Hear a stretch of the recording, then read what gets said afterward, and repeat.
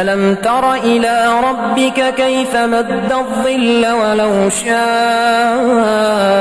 لجعله ساكنا ثم جعلنا الشمس عليه دليلا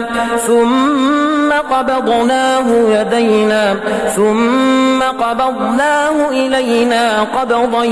يسيرا وهو الذي جعل الليل لباسا والنوم سباتا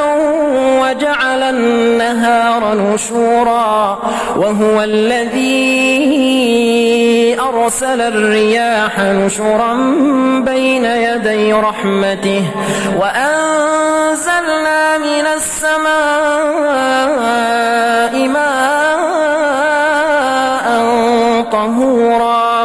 لنحيي به بلدة ميتا